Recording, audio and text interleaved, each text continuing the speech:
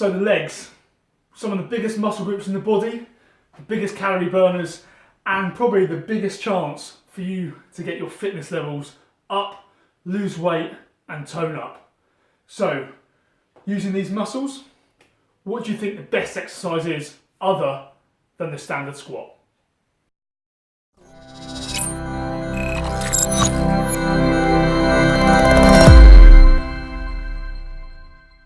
Okay guys, so what we're going to do today is we are going to do the split squat, and all you really need is a bench. You can do this off a chair, off a sofa, anything that's ever so slightly raised, and it hasn't got to be raised too much. So maybe sort of 30 to 50 centimetres off the ground is perfect, and that is where your back foot is going to go. Now it's completely up to you how you position that foot. Some people prefer to have it on the toes, just like so essentially on the balls of the feet. I personally prefer to have the foot flat, but it's completely up to you, whatever you feel most comfortable doing. From here, what you're going to do is you're going to jump the standing foot forward. It's really important that front foot is quite far forward to start off with. So when we come down, we should have roughly a right angle at that front knee as you drop the hips down. If you're too close, from here, your balance is going to be affected a fair bit and you won't be able to hold the correct body position. So what I'm looking to do is to jump the foot forward to start off with, from here. Okay, I'm going to steady myself to start off, make sure I'm in a happy position. This almost acts as an anchor, this foot, so you can push down with that foot there.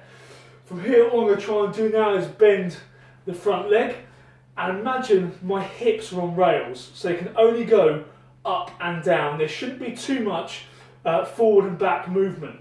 So as I drop down, down, down, down, down, you can see my hips coming down from here, roughly right angle at that front knee, before kicking slowly, slowly, slowly back up. The important thing when I hit this exercise is, again, I need to highlight, is the hip position. The hip position must be good, making sure the hips are in neutral and they're going essentially straight up and straight down. What I don't want to do is I don't want to send the hips forwards as I come and backwards as I come back up again. Okay, so straight up and down. Now what we're working is we're working both legs. This back leg is working hard as a stabiliser, but also what we're trying to do is we're trying to get this butt and this thigh really kicking off.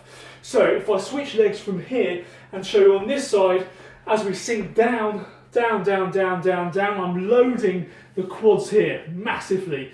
From here the glute is up stretch and it's going to have to contract hard to then push me back up, back up, back up again from here. Now what I suggest on this is probably between 12 and 15 repetitions to start off with on each leg. And again, tempos are vital. So the slower, more controlled you can do it, the better. And this is because what you're doing is you're increasing the time under tension. So how much time the muscle actually has to work for. If you do these repetitions very, very quickly, you might get a set of 10 or 12 done in 15 seconds, 20 seconds. So the muscles haven't actually been working for that long. What I want to try and do is make sure you have 2 or 3 seconds down, 2 or 3 seconds back up, controlling that phase the whole time, which essentially means you would have worked those legs for between 45 seconds and a minute on each set. That way they've had to work a lot harder. The exercise will be a lot more intense. Now, some people will find that exercise quite easy to start off with. So what can we do to make that a little bit tougher? Yep, we can add weights in the arms. So when we're into that position, we'll have, again, just a set of dumbbells from here, which we can sink down, making sure the shoulders are really nice down and relaxed. We can hit exactly the same body position, and we're focusing exactly on what we focused on in the first set. So making sure those hips go straight up and straight down. And again, it's a slow, slow, slow, controlled set the whole time. Okay? But if you want to take the dumbbells out of this and increase the intensity and the athleticism of this exercise, all you can start doing is start being a little bit more ballistic with a push-up. So we bring plyometrics into it. So what we're trying to do now is we're not just trying to lift the body weight using the leg, we're trying to exceed the body weight lift using the legs. So all we're going to do is we put a little jump step in, okay? Again, posture stays exactly the same.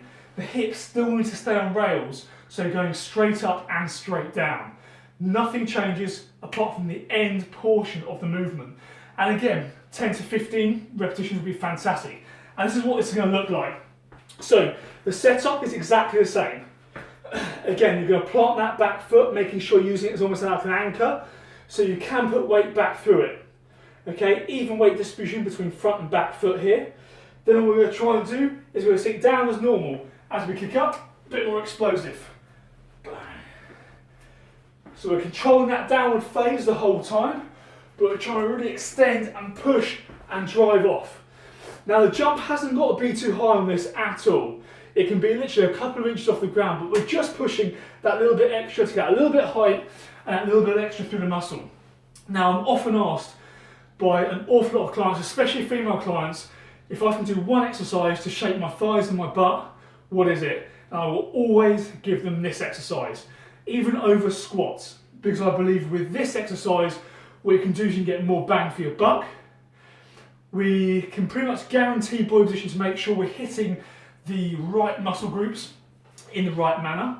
A lot of time with squats, if someone's body position is ever so slightly off, they won't be hitting the muscle groups they want. So I found that with this exercise, especially for my female clients, in terms of lifting the butt and getting overall glute development and glute strength, as well as massively improving strength through the thighs, this is the one. So again, if you want to shape your thighs, a strong butt, get onto these exercises, get onto the split squats.